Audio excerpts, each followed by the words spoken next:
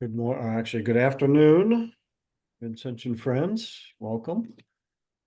We'll give it another minute or two. See a few people still joining. We'll begin.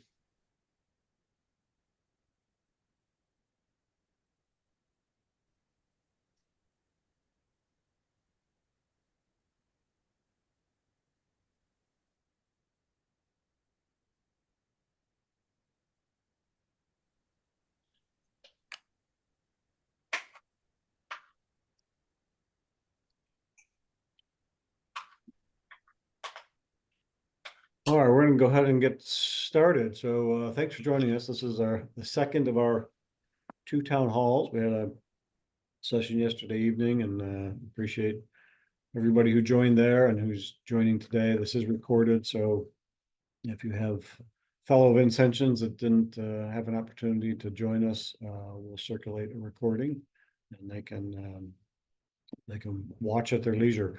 But thanks for joining us. For those of you I don't know or haven't met, my name is Mike Mies. I'm the executive director here at St. Vincent de Paul and a Vincentian at St. Peter Chanel in Roswell.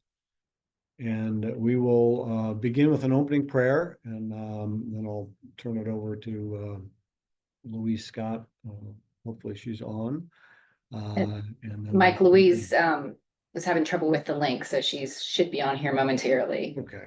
To her.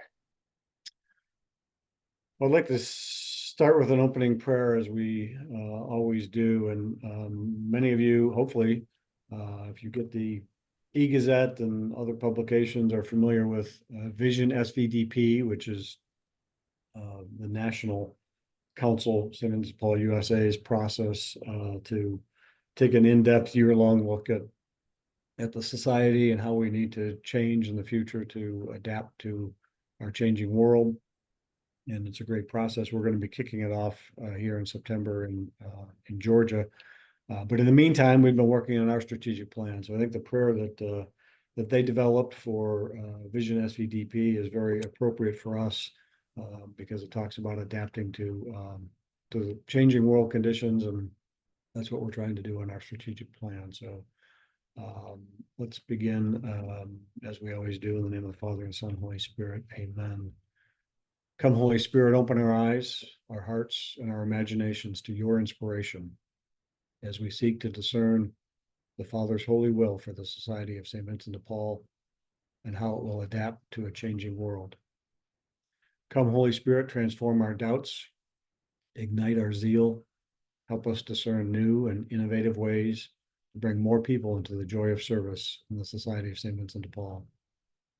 Come, Holy Spirit, grant us the simplicity to share honestly with each other, the humility to serve a mission greater than ourselves, and the gentleness to listen to each other without judgment. Amen. All right, thank you. Louise, are you on? Mike, can you hear me? I can. Great. Oh, so yeah. Denise Fisher, our council president, is on vacation in Montana and was able to join us last night, but not this evening. So Louise Scott, who is our council vice president and also chairs our strategic planning committee and our programs and services committee of our board, would like to welcome you all with a few remarks. Yes, so thank you all. I appreciate everyone's time and attention to joining us on this town hall. It is very important. As you know, I've been around with the organization for nearly 15 years, and I have never seen us so vibrant and so focused on the needs of our neighbors, and a nice layer now, a very strong focus on the needs of Vincentians and how we can enhance the work that we do. My hope is that you're going to see this built into this strategic plan. It's very refreshing to see, and I thank the entire strategic planning committee this year for the work that we've done, and as well I thank the staff of St. Vincent de Paul, mostly at Chambly, but we've reached out to many Vincentians, and this is your opportunity as well to provide us feedback. So I hope you'll do that. So please, prayerfully and thoughtfully, listen and discern the information that we'll present today, and we look forward to your feedback. So thank you all very much. Thanks, Mike. Thank you, Louise. Appreciate that. We appreciate your leadership on the planning committee and of course on our board. So thank you. Okay, so I hope that everyone is intimately familiar with our membership recruiting campaign, Love Your Neighbor, Live Vincentian, which we kicked off in April on Frederick Ozanam's birthday, and we'll conclude on the Feast of St. Vincent de Paul. It's been, I think, well received. I mentioned last night that at our national meeting in Phoenix last week, I had lots of folks, colleagues from around the country who've seen our program and have been very complimentary on the work that Lisa and her team have done. So we really wanted to lean into that theme of Love Your Neighbor, and so it inspired our planning efforts and inspired our strategic planning process. And so the theme that we have adopted for our strategic plan is building neighborhoods of support and friendship, and you'll see that in all the materials as we go through. So just a quick summary. This has been a months long process, actually longer than that. We began with some staff exercises last year, but we really kicked off in April with our planning committee, a board SWOT exercise. We did a Vincentian town hall. Many of you may have participated back in May to get your input. We've had committee meetings. We visited St. Vincent de Paul councils around the country. We did some surveys of Vincentians and neighbors, which were very enlightening.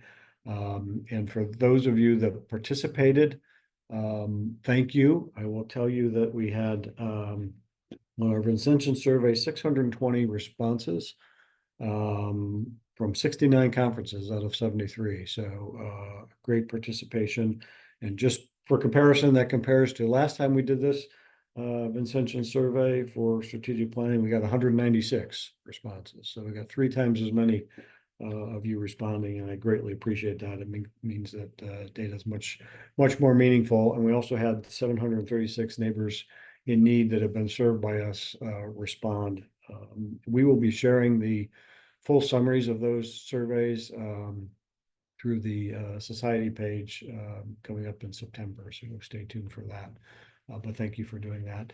So we presented this draft that we're going to share with you today to our board of directors 2 weeks ago. We've incorporated some of their input and comments, and this is a chance for you all to provide input. You can see on the top right of your screen, this says draft, because it is still a draft. This is kind of the last process in our draft to get your feedback and make any final tweaks and present a final plan to our board at the September 23rd meeting.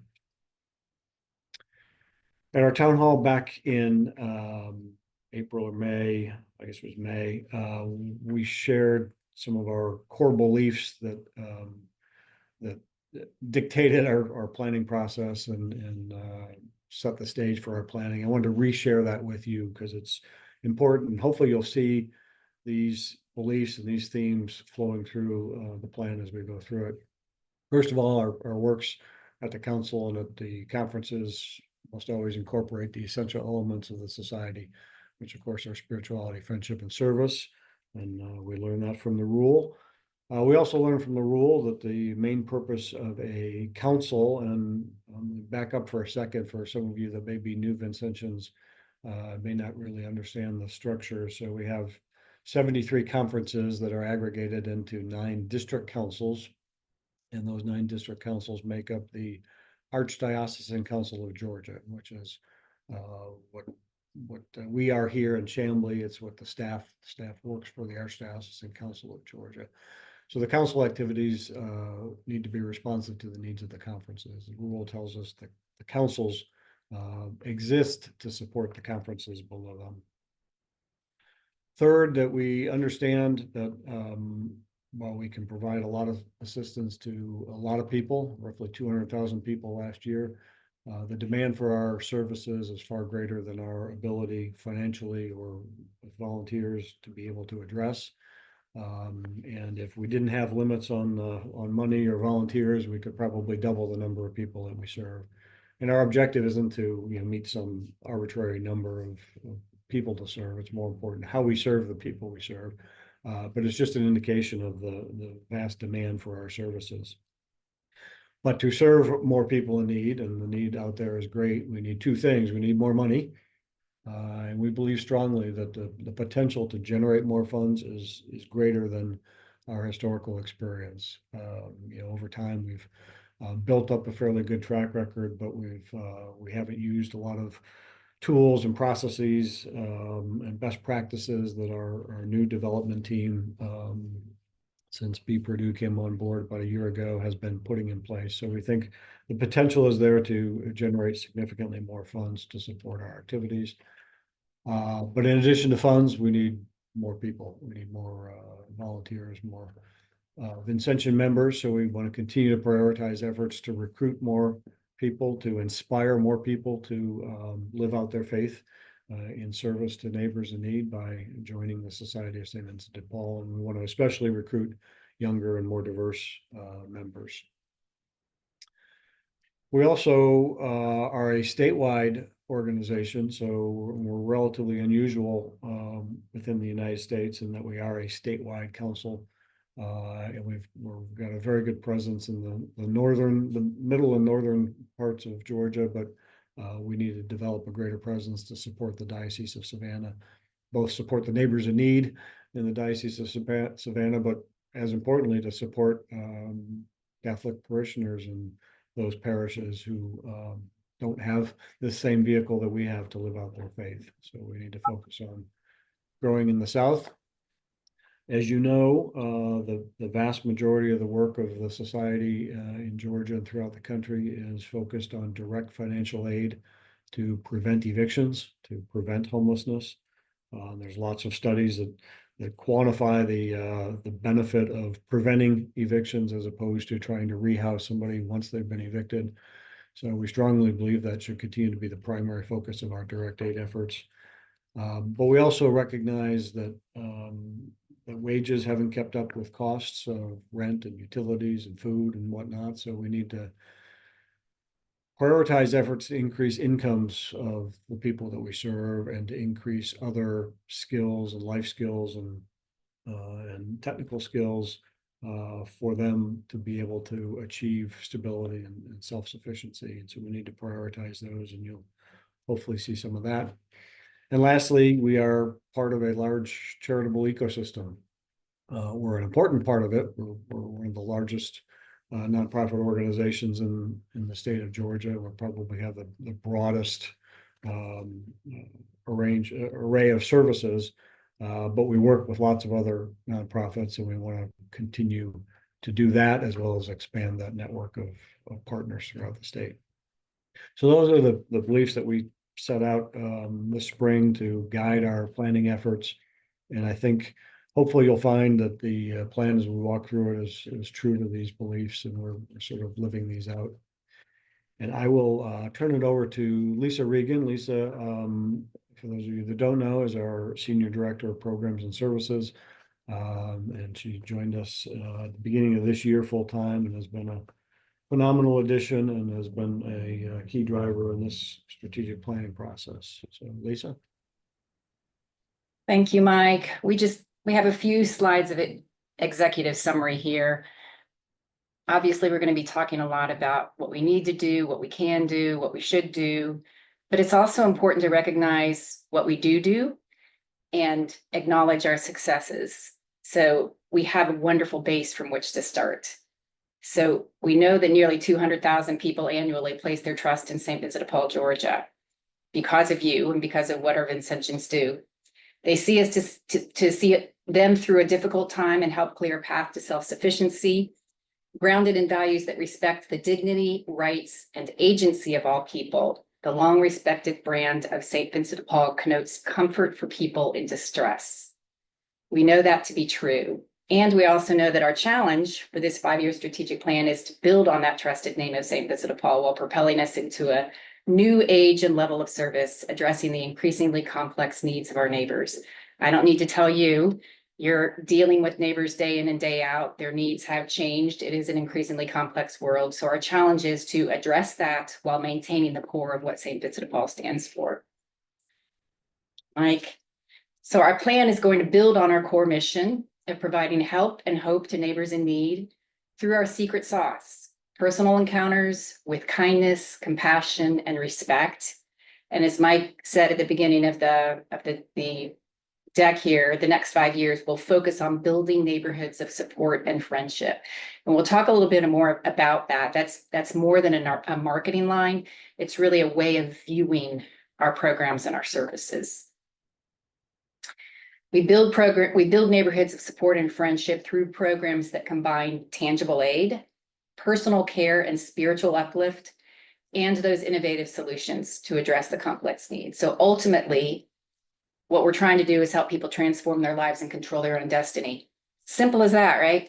That's a very tall order, but this is an aspirational plan, and we want to think big, and we want even our small pieces of tangible aid, whether it's a snack pack that we give to someone without a home here who shows up at Chamblee, or something much, much larger, wraparound services where we're walking with someone for a year, and all host of services in between. We want our goal is to help people transform their own lives and control their own destiny through whatever it is that we do. So that's the big picture. We know that we're dealing with a great deal of external issues. Housing accessibility and affordability of basic needs is a crisis. We've all seen it. We work with a lot of neighbors who are working full-time, who are working hard, and who still can't pay their rent. That wage gap is deepening.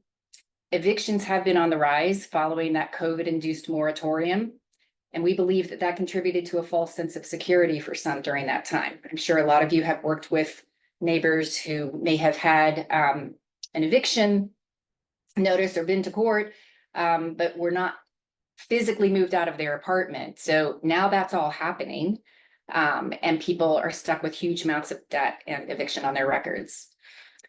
On the food insecurity piece, particularly in rural areas, that's still, we live in the United States of America, but it's an issue, particularly in rural areas, and it threatens the future of our children and families. We've all seen the gaps in medical coverage, and we also have to acknowledge that the influx of immigrants, the large number of people that are coming into our country that deserve the same respect, the same services that we have to offer, is putting just additional stress on our services and our resources. And then looking at our internal issues, you all, Vincentians, are shouldering these responsibilities. A lot of the case work that we do is out of scope for a typical volunteer role, and we acknowledge that. And we also acknowledge that burnout is a reality. That's why we need more laborers in the field. We need more people to offset the responsibilities. We did hear from you in the April town hall that caseworkers sometimes can be discouraged when they can only offer a fraction of the direct aid that's needed for the growing number of neighbors with insurmountable past rental debt. And our Vincentian community is aging. We know that a lot of the folks that are fully engaged as Vincentians are our retired community, and we're extremely grateful for that. We need younger people in the pipeline just to make sure that we're building succession plans at every level. We also know that technology is underutilized, and we've heard that a lot from you.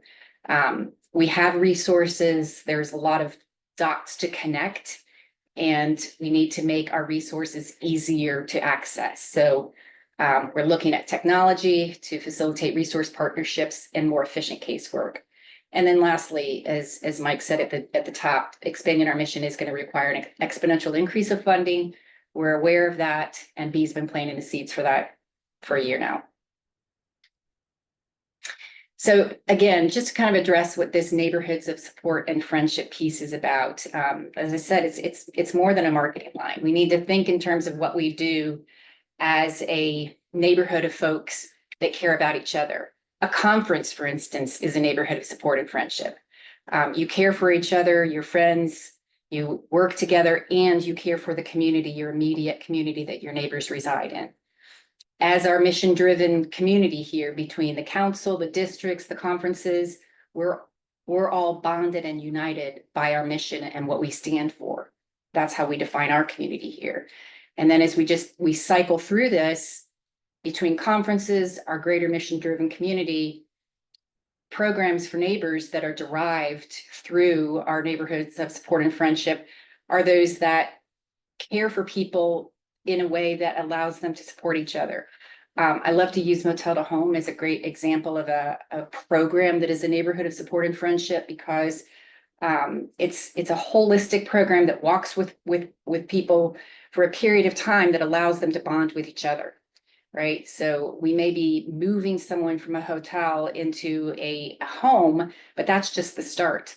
From there, we're continuing to mentor them. We're continuing to provide resources such as financial empowerment, trauma-informed care, and then they support each other. And it's a longer term relationship. I think that's a wonderful model that we can use for other programs that we'll be looking at developing in the course of this strategic plan over the next 5 years. And then lastly, all of it's for the greater good, right? So as a community of believers, as a community of Vincentians, if we can think in terms of a full range of support, we are neighbors with each other, we are neighbors with the people that we support, and we're bonded by our mission and our friendship. So that's kind of the, if you will, esoteric piece, but it also is a way of thinking that I think will allow us to vet programs that we're considering in the course of the strategic plan. With that, the plan is built on 4 pillars. The internal pillars being supporting conferences and supporting Vincentians, the external pillars being supporting neighbors and supporting communities. And with each of those pillars, we've created strategic statements that have allowed us to build objectives with each of those statements. So for our conference pillar, our strategic statement is to grow, revitalize, and diversify conferences with strong leaders and systems to perpetuate learning and growth. The Vincentian pillar is to fortify Vincentian volunteers with spiritual and practical tools to build confidence, ground our work in our core mission, and address those complex needs we've been talking about. And then from an external perspective, supporting our neighbors strategically, we're looking to foster transformational change. Again, that piece of it may be a transactional piece of aid, but it's planting a seed for something much larger. Fostering transformational change through our personal counters and aid that lays the groundwork for self-sufficiency.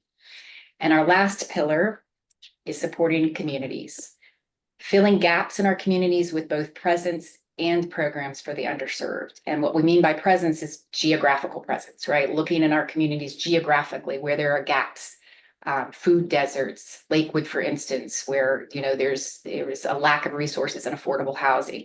And then also looking at programs where there's gaps, either populations that are underserved or programs that do not yet exist. We have a lot of resources, a lot of nonprofits in the state of Georgia, in Metro Atlanta in particular. There's no need for us to reinvent the wheel. We have huge tasks in front of us. We need to make sure that we are filling the gaps and we're working with our community partners to the best advantage.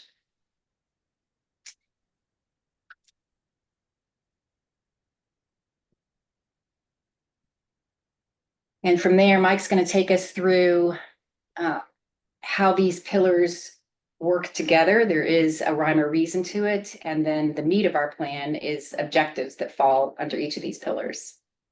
Thanks, Mike. Thank you, Lisa. So blessed to have Lisa on the team and bring her longtime Vincentian experience and other experiences and help us craft this strategy. So this, I'm a visual thinker, so this is a diagram that shows you what Lisa just walked through on the last 2 slides, the 4 pillars that we have, supporting conferences, supporting Vincentians, those are the 2 internal pillars, and then supporting neighbors in need and supporting communities are the external pillars. And you can see on this diagram how we like to think about them fitting together. Our most important thing is supporting conferences.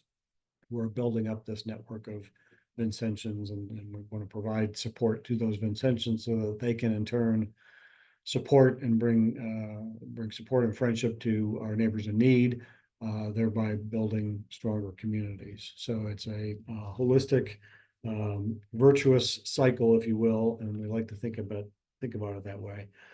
Just in terms of terminology, there are actually 4 levels to this strategic plan. The strategic pillars, these 4 strategy statements are the top. Beneath those, we have strategic objectives, which I'll share with you in a second. And below that, we've got a number of strategic initiatives to support those objectives. The last level is a work in process. It's the actual action plan, the tactics, the SMART goals to make those initiatives a reality. But as I mentioned, there are strategic objectives in each of these pillars, and we will cover each of these in more detail in turn, but we've got 15 strategic objectives.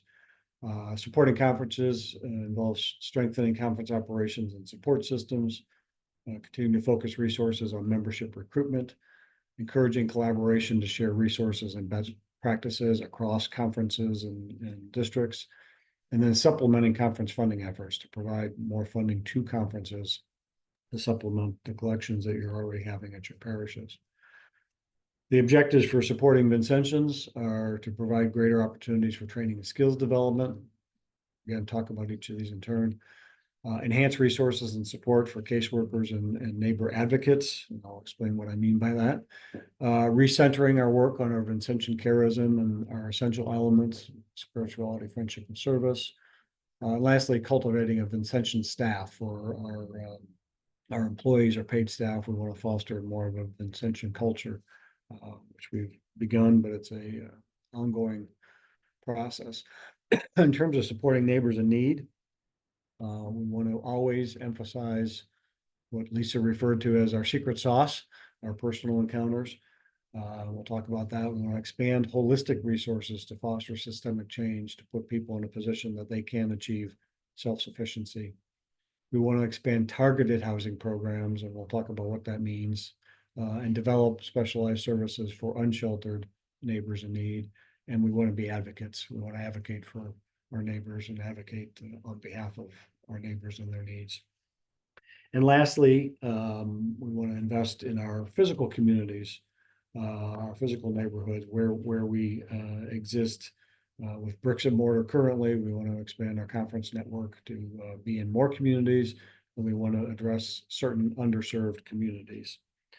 So when we walk through this, you'll think it's a lot, and you think it's very ambitious.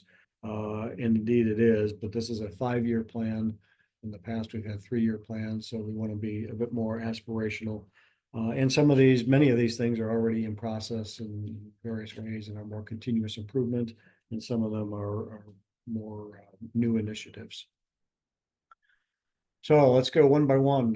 The first pillar is supporting conferences, and we'll talk about the objectives and initiatives here, and then we'll ask for your input on that, and then we'll go on to the next one. So again, the strategy is to grow, revitalize, and diversify conferences with strong leaders and systems to perpetuate learning and growth. And there's 4 strategic objectives. First is to strengthen conference operations and support systems. And one of the ways to do that is to better utilize our district council structure. So as I mentioned earlier, we have 9 district councils that make up our 73 conferences. And historically, the main role of those district councils and the district presidents and their officers have been communication related, communicating from the council to the conferences and vice versa. We want to establish more district level support, either staff support or volunteer support roles, and focus on subject matter experts in each district to really understand the issues of those districts, whether it's Northwest Mountains or whether it's Gwinnett County or whether it's the Diocese of Savannah, and establish real expertise to support those conferences. So, and again, all of the specific details and tactics and how we do that will come out in the action plans and then the budgeting process, over the next 5 years.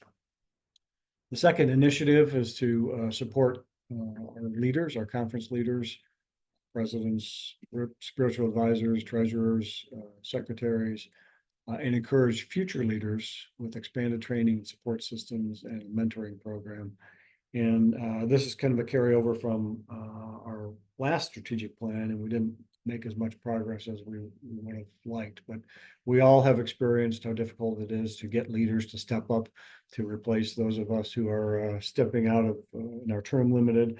And I think we want to identify ways that we can encourage future leaders and make it less intimidating and get them involved earlier with expanded training with the Leadership Academy for current and future leaders.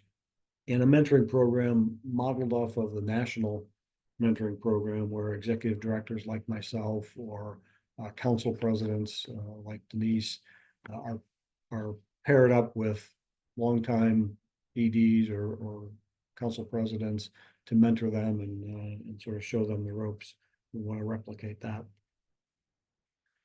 And third, which I'm sure you will all appreciate, we want to continue to improve the technology infrastructure and processes to create efficiencies and really make it easier on volunteers. You know, the processes that we have are relatively cumbersome. So this involves, you know, obviously, we're always making tweaks to CMS, but we're beginning to look beyond CMS. What might be a better system for us to adopt in the future that is more user-friendly and more efficient than CMS. But even within our current constraints, implementing things like our online request for assistance, which replaces the phone intake process for some of our neighbors in need, we can do an online form that's more efficient. We're looking at improving the helpline itself. We've developed this mapping tool, which Gina has circulated, that was developed by Jean Rurick at St. Peter Chanel, to make it easier to identify which conferences a certain neighbor's address relates to. Things like the online ordering for food from the conferences that we've implemented recently. So a lot of continuous improvements to make it easier and more efficient to get the resources that you all need. Secondly, we want to focus, we've talked about recruitment and our core beliefs that we need to recruit younger and more diverse members and more members.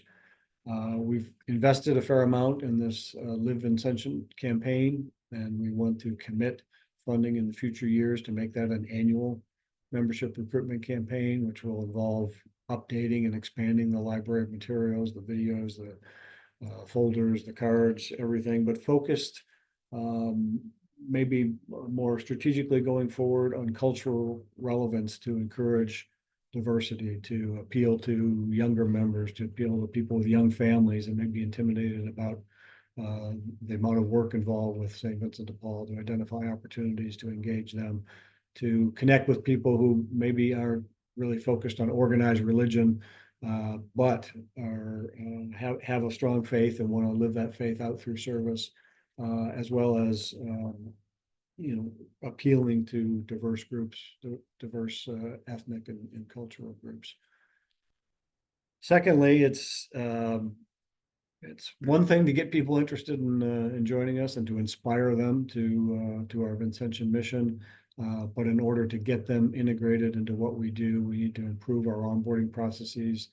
Some conferences probably do this better than others, but we want to develop a toolkit of processes and tools to bring new members in quickly, to get them quickly acclimated and involved.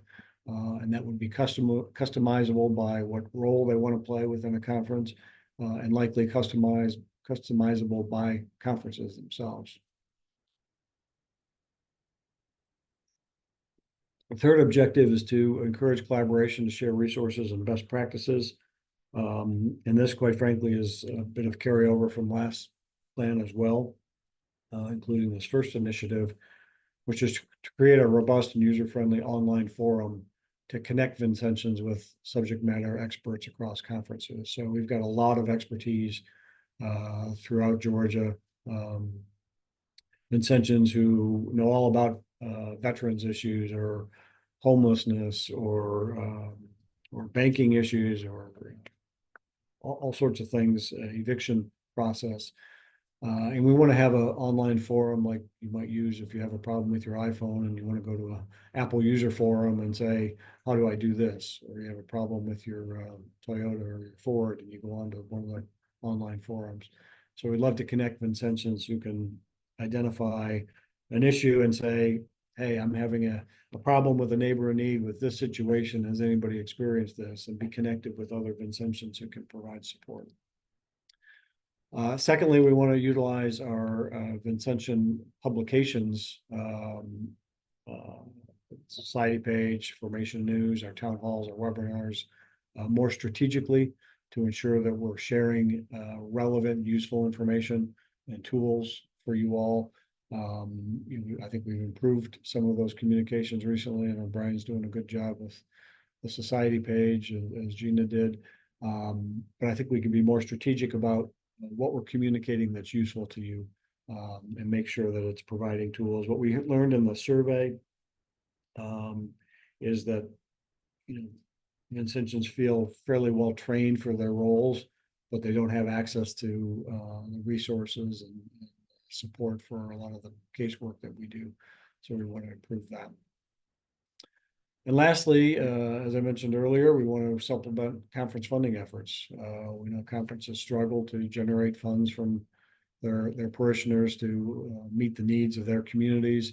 So one of the things that we want to do is expand our thrift store network. We're targeting opening 5 new thrift stores throughout Georgia in the next 5 years, at least 5 new stores.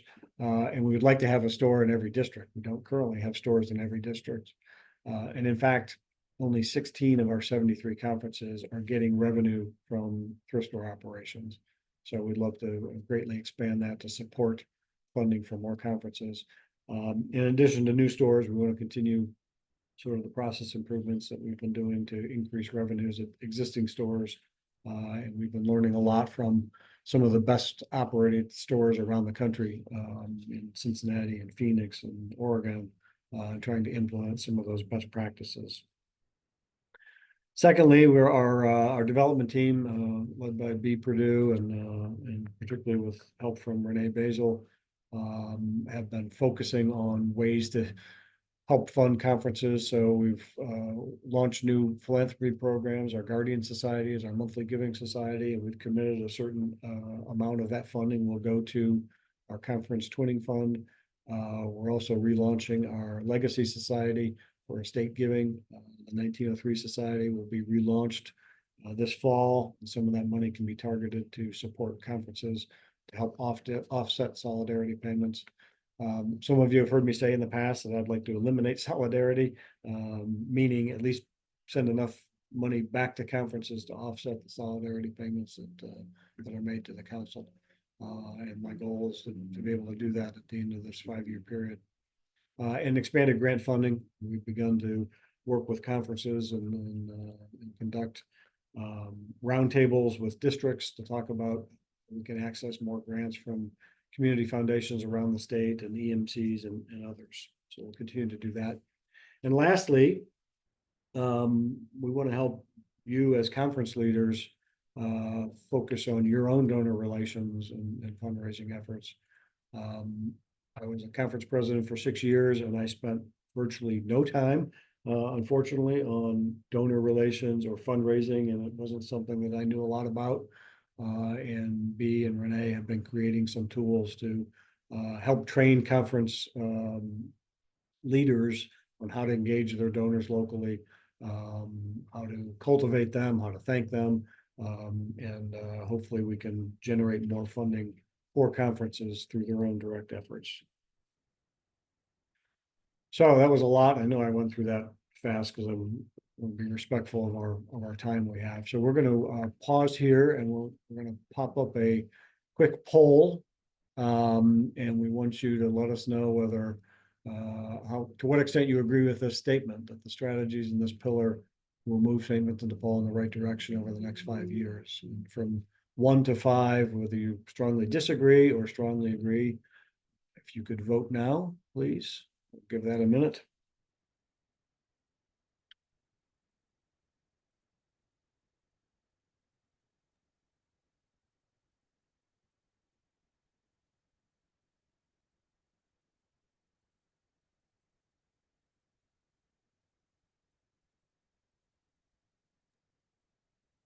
I'll rely on Amanda to Okay, looks like we're about done.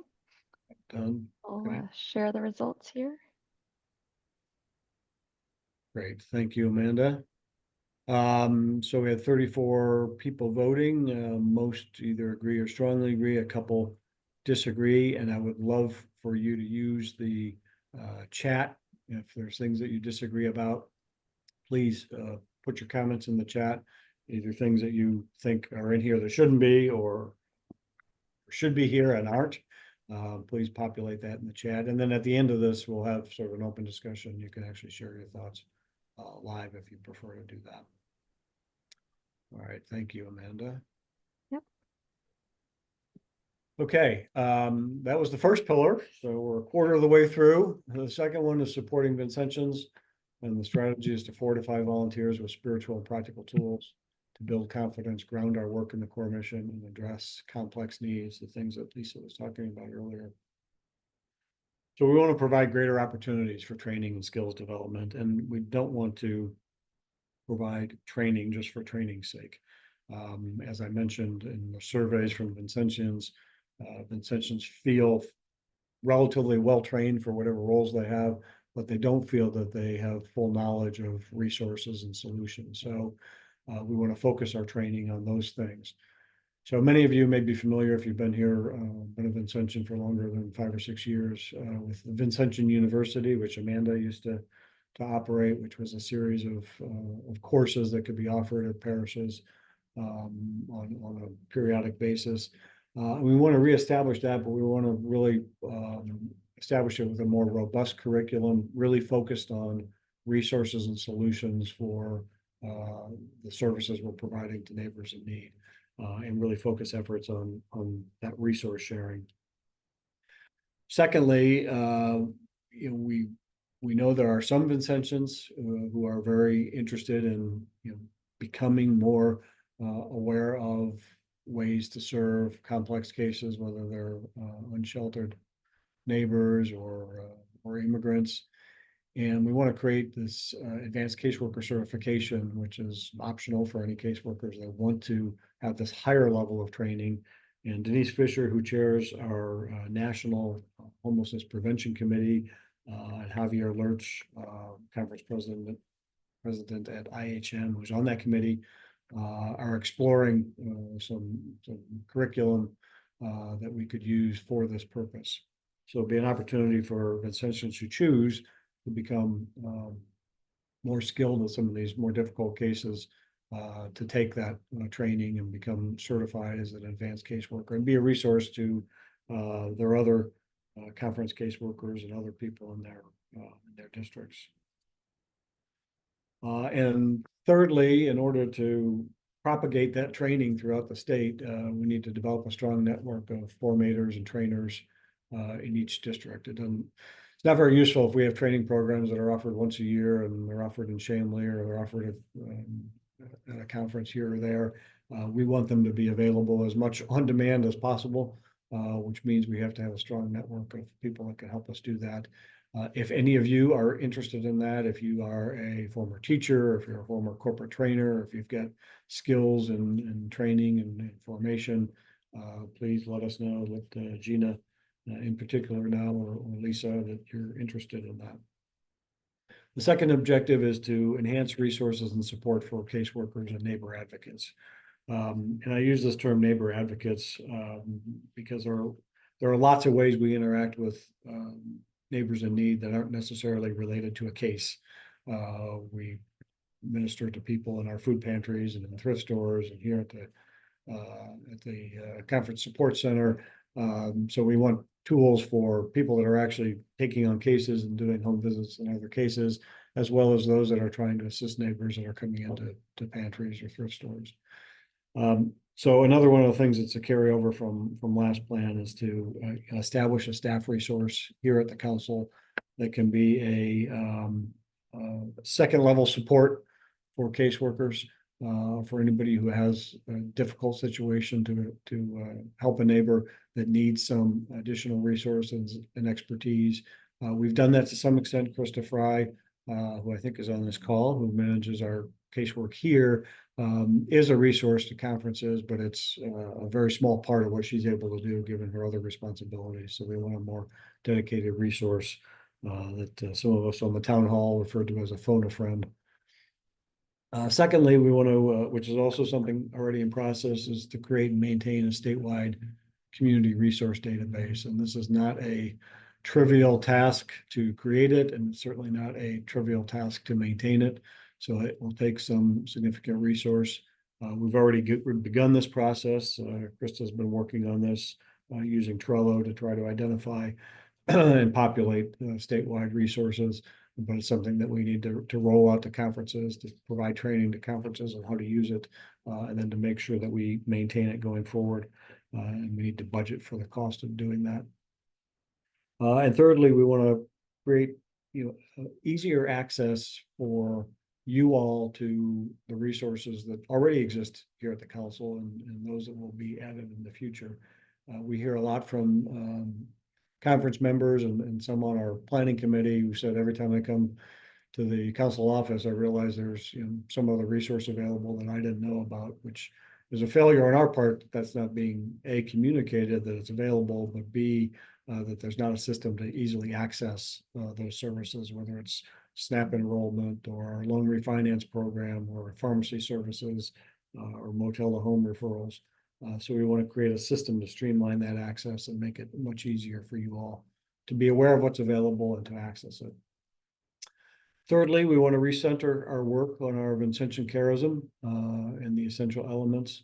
And this is really important to us. First, we want to ensure that Vincentians receive O&M orientation formation. So we want to make sure it's available more frequently and in more places. In the Vincentian surveys, I think roughly 30% of the respondents had not been through O&M orientation. And I think that number is probably understated, because I think the 600 and so Vincentians who responded are probably the ones that are more likely to have been engaged. So we want to make sure that everybody gets through O&M orientation and really understands the Vincentian mission, the Vincentian charism, our history, why we do what we do, the way that we do it. And we want to develop orientations for other volunteers that may not be involved in conferences, that may be working in thrift stores or in food pantries or doing teaching programs for us. We want to develop orientations for those volunteers so they understand our charism.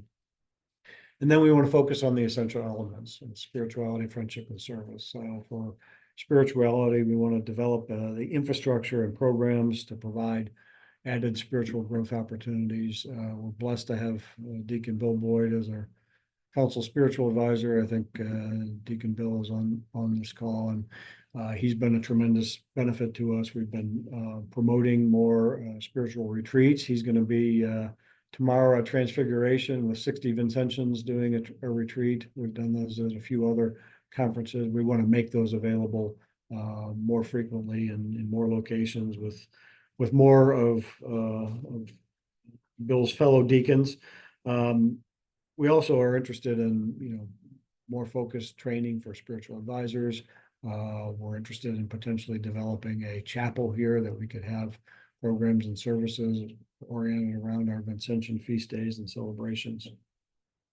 In terms of friendship, the second essential element, this came out of our committee as well, because we have a lot of discussions about the fact that the work we do is difficult. It's burdensome, both the work that we're able to do and the stress of the work that we're not able to do. Number of Vincentians that we can't, or number of neighbors in need that we can't serve because we don't have the resources. And sometimes our conference meetings get bogged down in sort of the drudgery, and we lose the joy of our service. And that joy comes in not only the service and the spirituality, but the friendship with our fellow Vincentians and friendship with the neighbors we're serving. So we want to create and encourage more opportunities for that. And some conferences do a nice job of that. And we want to sort of spread those best practices to provide more opportunities for that. And lastly, the third essential element is service. And our service is primarily delivered through this personal encounter that we talk about so much. And it's unique to us, the way we interact with the neighbors we serve. But we want to provide some more defined objectives. Or what does that mean when we talk about a transformational personal encounter versus a transactional What does that look like? What are the objectives, and how can we develop advanced home visit training that really focuses on that transformational nature of those personal encounters? And I talk about home visit training because that's what we call it, but it's visit training, whether it's in a home or in a parish or somewhere else. We want to define how better to make those encounters transformational. And lastly, we want to, as I mentioned, cultivate a Vincentian staff. So historically, we haven't really referred to our employees who work for the society as Vincentians. We've begun to do a little bit of that more here recently, but in other parts of the country, the employees are considered Vincentians as well. And so we want to develop that Vincentian culture, which means improving onboarding of new staff to really focus on the Vincentian mission and include an OSNAM orientation.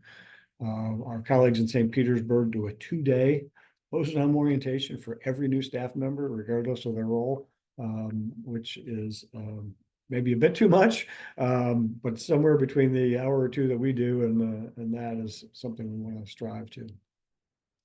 Secondly, we internally, our organization here is committed to having St. Vincent de Paul be one of the best nonprofits in the state to work for. So we want to optimize the employee experience both here in Chamblee as well as at the thrift stores. We want to include opportunities for professional development. We do that a little bit on one-off cases here and there, but we want to really expand that and give employees an opportunity to improve their professional skills and better serve the neighbors that we serve, the Vincentians and the conferences that we serve, and improve their own future opportunities through development. And we want to enhance employee support systems. We talk about casework burnout. A lot of the work that we do here at Chamblee and in food pantries and thrift stores around the state is difficult work. We're dealing with neighbors in need in very difficult crises, and it's a very stressful environment. So we want to provide support systems for our employees who are experiencing that sort of burnout or compassion fatigue. And we also we don't want our employees, who are employees of the Society of St. Vincent de Paul, to be in financial crisis themselves. We want to develop a financial assistance program for our own employees so that we can serve them like we would serve other neighbors in need. And lastly, we want to create more opportunities for our staff to engage in these personal encounters with neighbors. We've begun that as well. In the past year, we had a wonderful opportunity to serve a meal to our homeless neighbors here in Chamblee during Lent when we did a fish fry. And we served and ate with our neighbors in need, and we've done that with a Super Bowl and we serve soup. We want to do that more frequently and create more opportunities, and also love to see more conferences create those opportunities. And I know I'm speaking fast because we got a lot to cover, but let's pause and pull up the poll again. The question is whether we think the strategies in this pillar will move us in the right direction over the next 5 years. So from 1 to 5, disagree to strongly agree, please let us know what you think.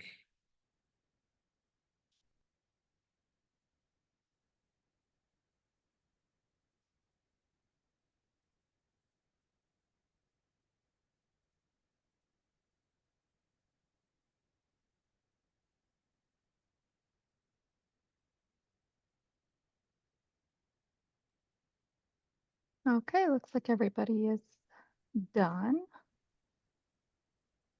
Here we are. Thank you, Amanda. So we got 29 out of 31 agree or strongly agree. A couple who are neutral. Again, please give us feedback. If you're in the neutral category or even in the agree category, you think there's things that should be added or deleted or tweaked, please drop that in the chat and or voice that when we get to our open discussion. Thank you, Amanda. Cancel that and get back. So the third pillar, now we've covered the first 2 internal pillars, conferences and intentions. Now we're talking about external pillars. So supporting neighbors. And the strategy is to foster transformational change through personal encounters and aid that lays the groundwork for self-sufficiency. And we can't guarantee our neighbors' self-sufficiency. We can only give them the opportunities and, as Lisa likes to say, the agency to pursue self-sufficiency for themselves. But we want to give them that basis and that groundwork. So the first strategic objective is to emphasize personal encounters. And we've had lots of discussions, town halls in the past and at district president meetings and within your district meetings on how we can re-emphasize our personal engagement with neighbors following COVID. We still have a lot of conferences that haven't gotten back to the home visit, which is the ideal way to personally engage with our neighbors in need and have a personal encounter. Certainly not the only way, and it can be done very well in parish offices or in coffee shops. But in any event, it needs to mimic what we would want to achieve in a home visit, when we're visiting with our neighbors in need as neighbors, not as clients, not as somebody being served by a charity, but somebody being helped by neighbors. So we need to encourage more home visits. Interestingly, the survey of intentions, 60% of you all said that you're meeting with neighbors and home visits. In the survey of the neighbors in need, 24% of them said that they were visited in their home. So a bit of a disconnect there, and I think there's probably some skewing maybe in both directions.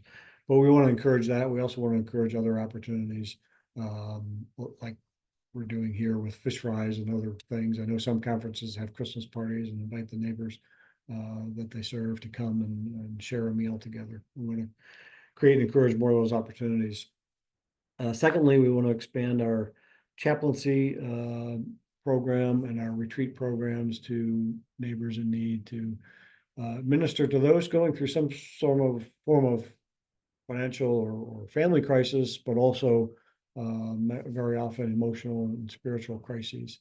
And having Deacon Bill here on Thursdays here at our Chambly Support Center, and Deacon James Martin is here on Tuesdays, has been a tremendous benefit to the neighbors that come here for service. We see, for those of you that aren't familiar with the facility here, we see up to 150 people a day that come in here for support. 80 to 100 come in for mostly homeless people, come in to just grab something from our grab and go pantry and get some short respite.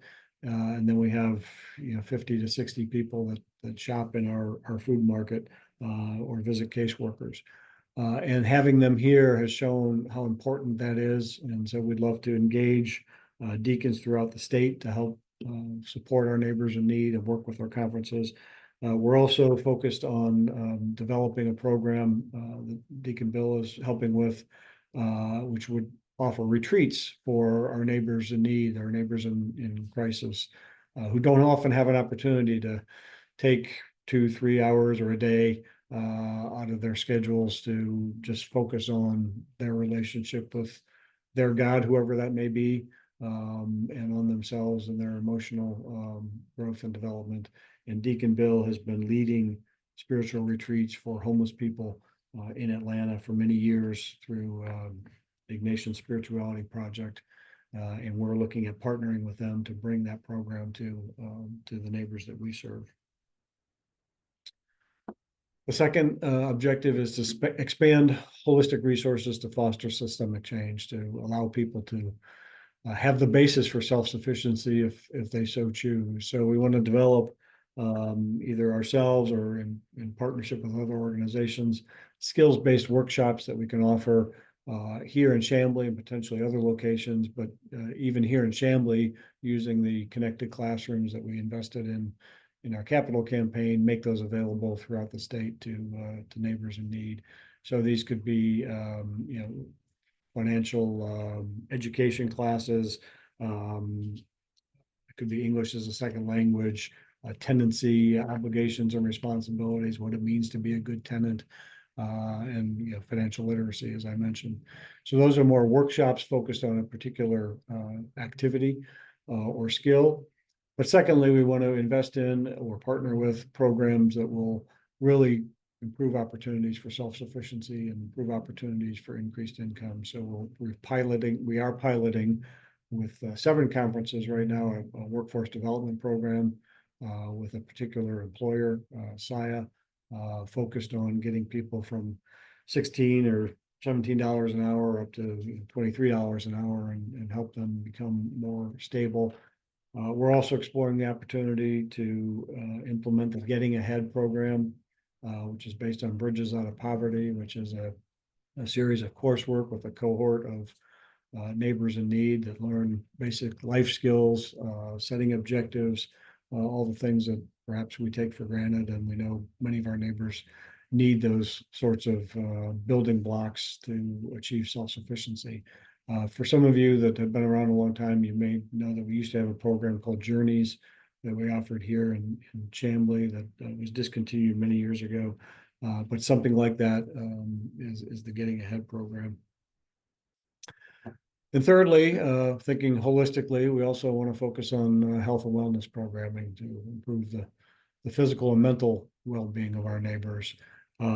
We, as you know, have a pharmacy, so we are providing prescription medications, but we're just launching a medication therapy management program, which really works with patients on why they're having to take those medications and what lifestyle changes they could make to eventually get off those medications. We'd prefer that they didn't have to take those medications. We're building a program for nutritional education, how to prepare foods, how to shop for foods and prepare foods that will improve their physical and mental health.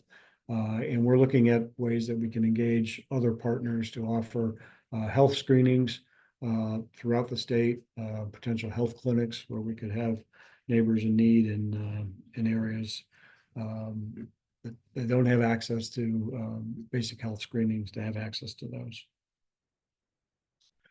The third objective is to expand targeted, which is the operative word here, housing programs and develop services for our unsheltered neighbors, which are not housing services, but other services for unsheltered neighbors. So what that means is, as I mentioned earlier on, the main activity we do is direct financial aid to keep people from being evicted. We want to greatly increase the resources available at the conference levels for that activity. It's relatively easier to raise money for a program like pharmacy or motel to home. It's more difficult to raise money from funders for just direct financial assistance. So it's an education process with funders, and the National Council is working on this as well to increase the awareness that eviction prevention is a far more efficient way of dealing with homelessness, preventing it in the first place. And if they can support us with funding so that we can provide direct aid for utilities, for rental payments, for mortgage assistance to keep people from being evicted, it's a more efficient use of charitable dollars. So that's really a thought leadership campaign that will help increase funding. Secondly, we do want to strengthen our existing programs, our motel to home program, LEAP, which is our landlord engagement and advocacy program, and HANDS, which is our housing and savings program, which is a savings match program, which have been primarily focused on Metro Atlanta, although we've expanded motel to home in a broader area. But we want to generate more funding so that we can really offer all 3 of those programs across Georgia and throughout all the conferences. And we want to utilize the expertise that we developed in building the motel to home program to help develop targeted rapid rehousing programming.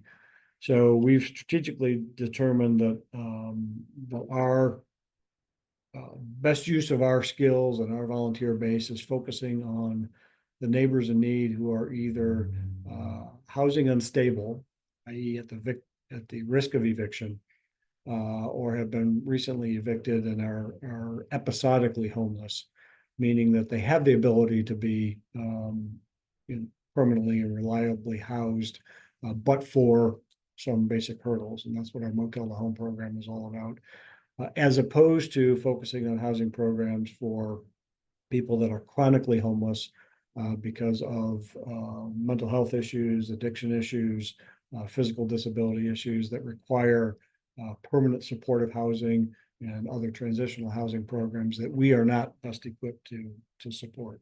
So we rely on other partners to do those. So our housing activities that we undertake in the future will be very targeted to those populations that we believe if we can bridge that gap and get them to be stably housed, that they can maintain that stable housing on their own. However, you may know, and I mentioned a minute ago, that we see lots of unsheltered people here every day, most of which are chronically homeless, or many of which are chronically homeless. And they come in for food and for water and for a protein bar and to use a restroom and to get services like free cell phones and government benefits. But there's not much more we can do for them in our facility. We are evaluating a day respite center, or a day shelter, if you will, a service center for chronically homeless, where we can provide them with additional services. We can provide hot meals for lunch. We can provide shower facilities. We can provide laundry facilities. We can provide phone facilities for those that don't have phones, as many of them don't. A place that they can get mail, a place that they can get help doing putting together a resume and figuring out how they can get employment, connecting them with employment services, connecting them with more advanced casework services and other housing programs run by other nonprofits.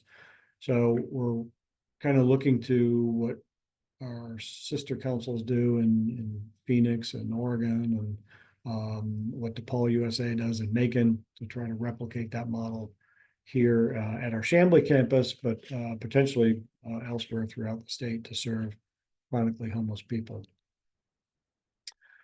And lastly, last initiative on this objective is to strengthen the partnerships with the continuum of care and other nonprofits throughout Georgia. So there are 9 COCs throughout Georgia, which is the collection of organizations that address housing and homelessness issues.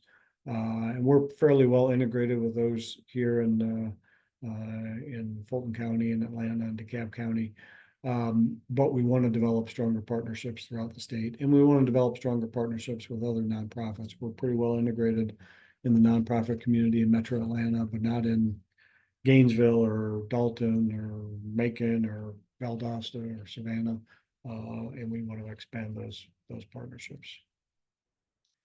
And last strategic objective is to advocate for our neighbors. We want to amplify the unique perspective we have based on the way we do the work that we do with thought leadership campaigns to communicate to the community at large and to policymakers what we're seeing in the work that we do, the obstacles that our neighbors are having to overcome to achieve stability. And as part of that, we want to expand our Voice for the Poor representation. We have a Voice for the Poor committee that was kind of restarted by spearheaded by Matt Toddy at St. Thomas Aquinas. I'm grateful to Matt.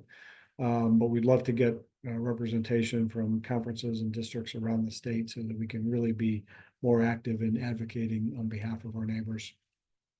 Secondly, we want to replicate something that our colleagues in Cincinnati have done very well. They've developed a series of workshops and actually have a retreat center there on their campus for community partners, for corporate partners, to educate them on issues of poverty, issues of homelessness, so poverty simulations, Housing 101 that educates them on the housing process, educates them on the eviction process.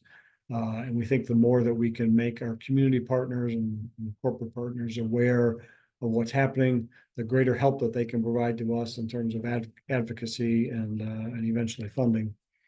And lastly, we want to create a service culture, which obviously we have within our Vincentian community, but we want to create it with our broader community partners and corporations. And this is really something that St. Vincent de Paul and Phoenix has done remarkably well. So they engage people not as donors or as advocates, they engage people in service. And so their main pitch to outside groups and to corporations is a service opportunity. And through that service opportunity, they become aware of what we're doing, become aware of the situations of our neighbors, and then become donors and advocates and we want to replicate that sort of culture and achieve similar results to what Phoenix has achieved. So we'll pause there and ask the same question. Do you agree or disagree that these strategies will move us in the right direction in the next 5 years?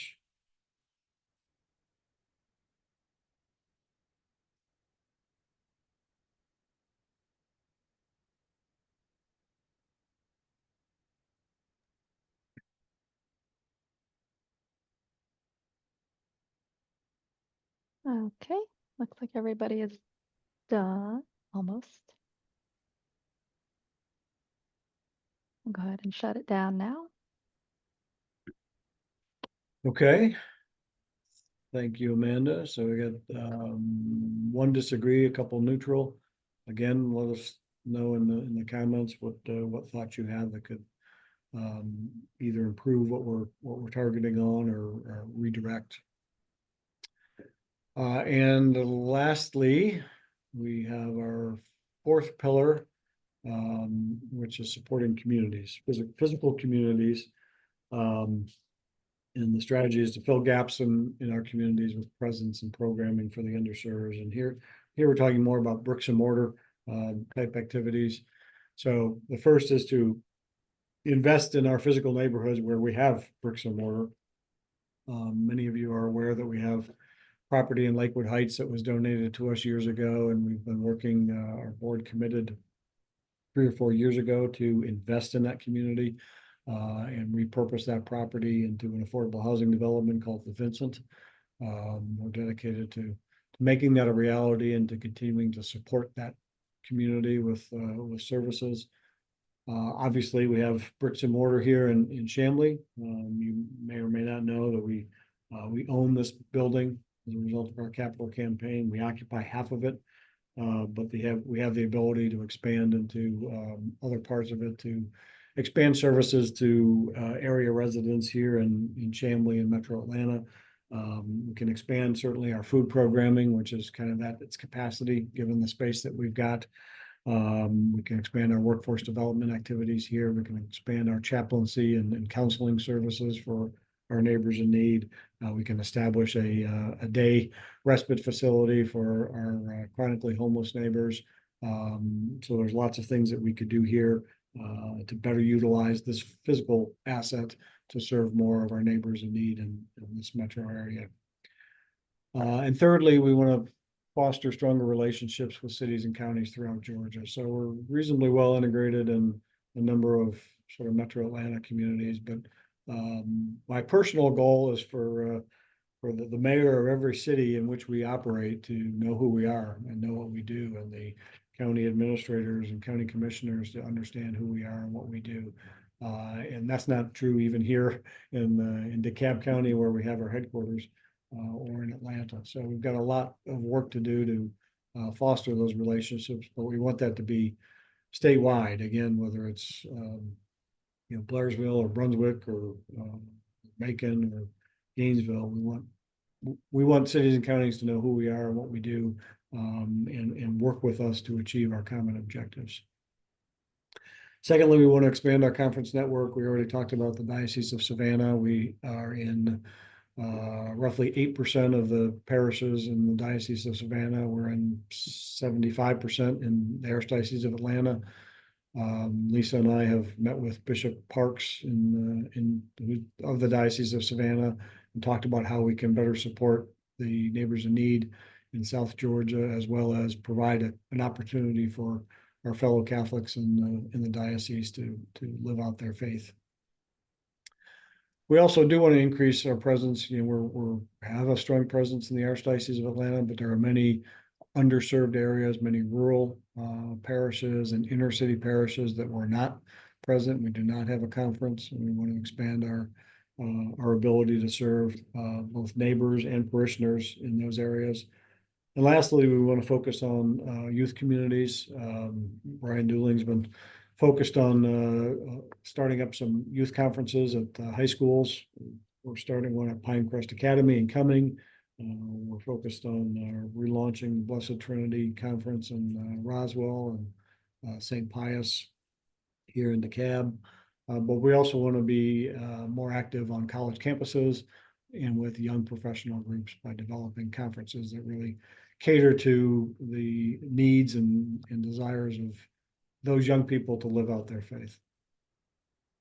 And lastly, we want to address underserved communities. And by that, we're talking about service deserts.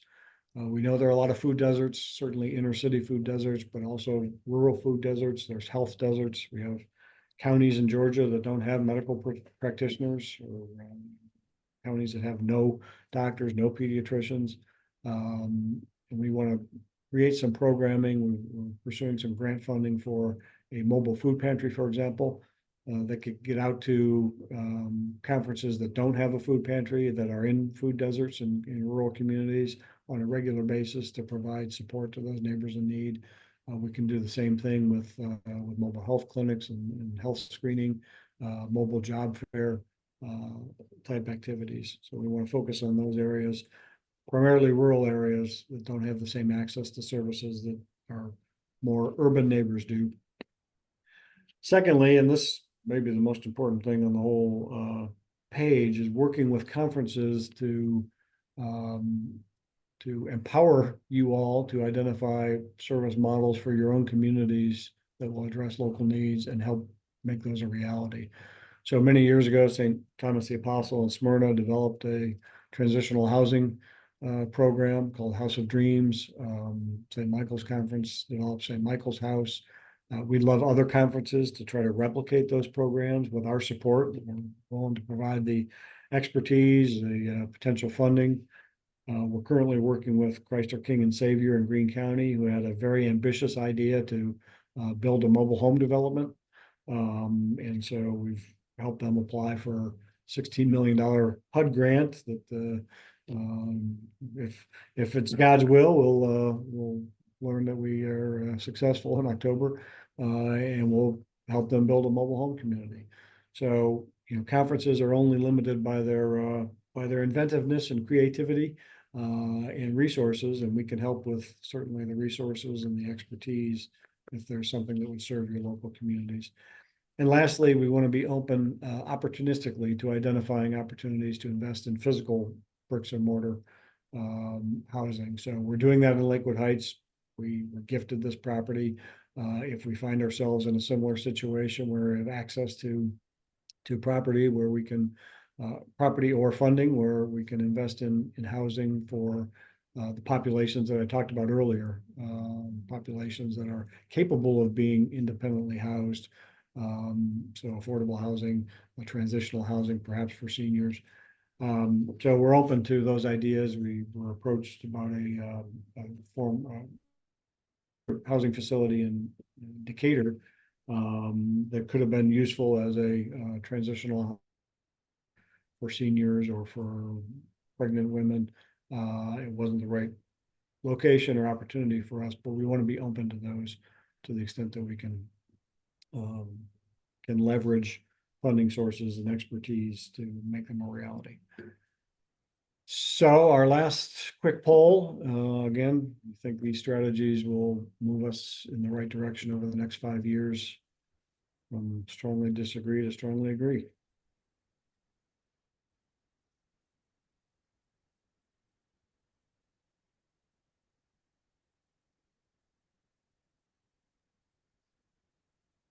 Okay. Looks like you guys are done. Go ahead and share. Thank you, Amanda. Welcome. 27 and 29 agree or strongly agree, and a couple neutral.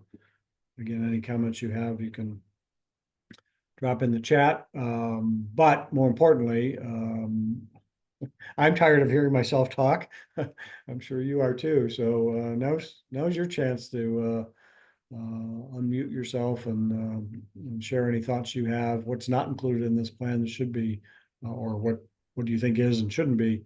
Where do you think the priority should be? What other feedback do you have for us? And you can put it in the chat, or you can unmute and share your comments. And of course, you're encouraged to after the fact to email us and share any thoughts that you have to Lisa or myself.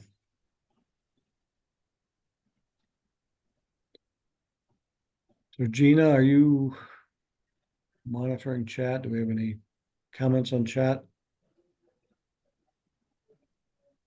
I am monitoring. We had a question in the chat about how to engage members of our community that haven't gone through virtues or background checks.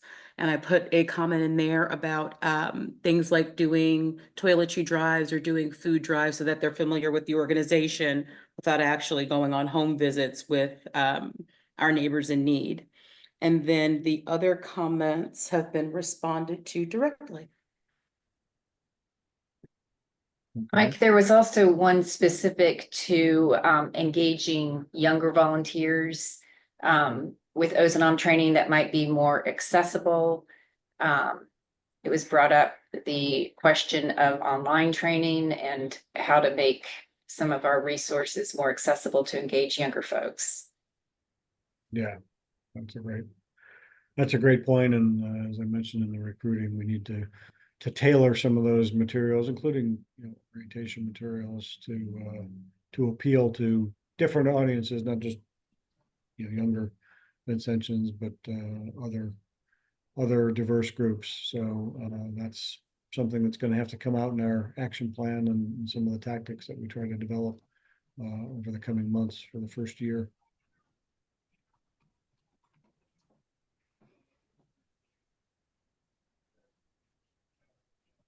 And again, feel free to unmute yourself.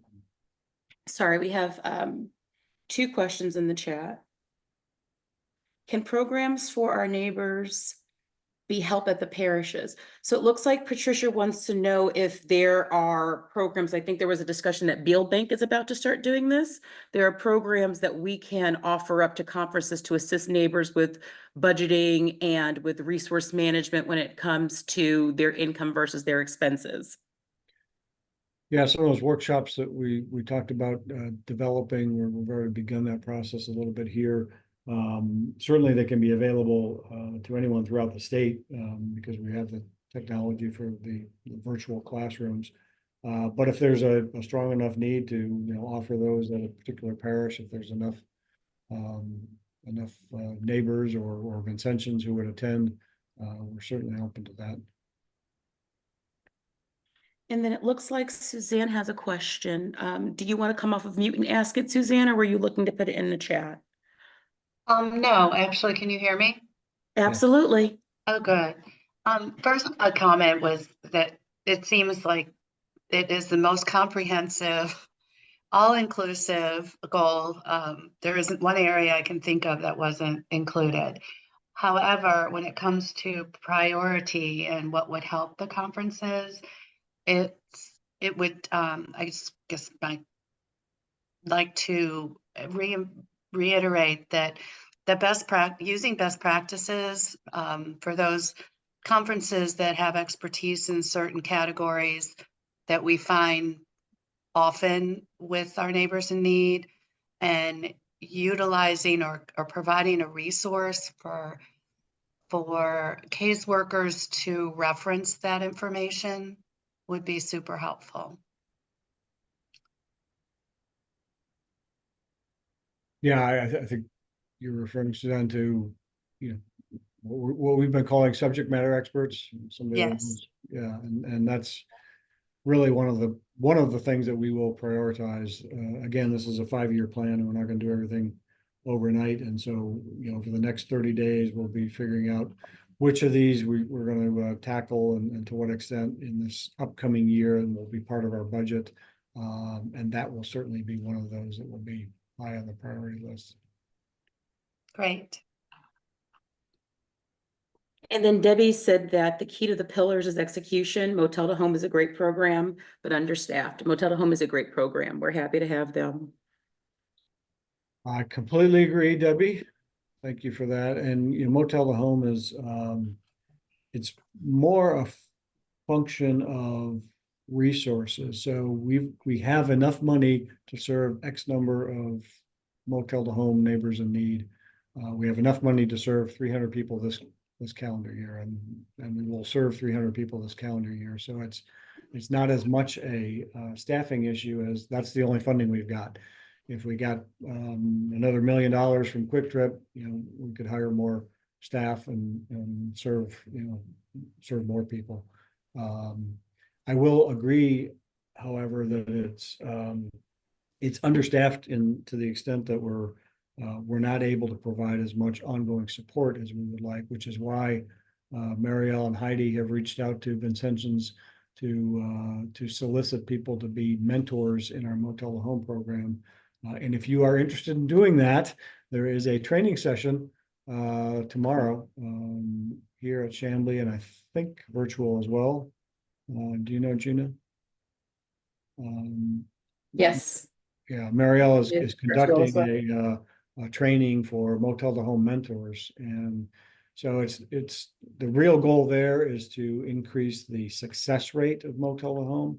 It's not really going to allow us to house more families, but we want to ensure that the families that are housed have somebody to be walking with them along the way for the next year. I see Marielle's on. Yeah, if you want to add anything, Marielle, make a pitch. It's all yours.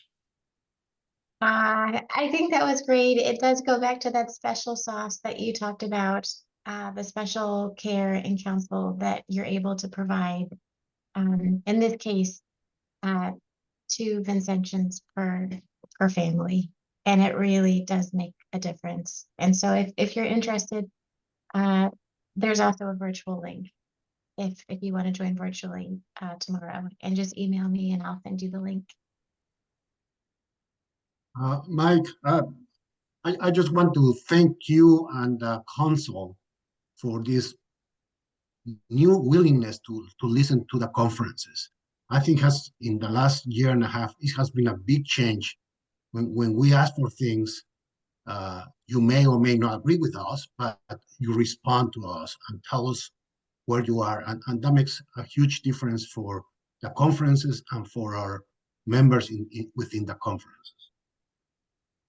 Well, thank you, Javier. I appreciate that. And, Javier was one of the folks on our strategic planning committee, and it was a big help to what you just saw. So thanks, Javier. Anybody else? We've got 3 minutes. And again, you've got our emails.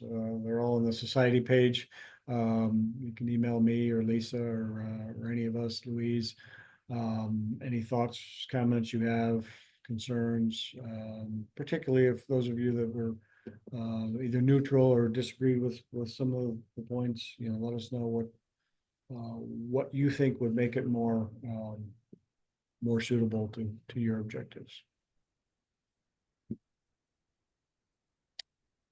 Well, if there are no more questions, Debbie just asked if the slides will be distributed. Yes, we can do that.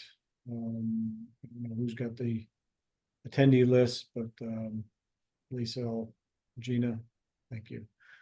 And Mike, I'd encourage people as they do look at the slides again to share them within your conferences. There's thousands of Vincentians who did not participate in our town hall, and we really want to get this word spread as to what we're about to embark and approve on.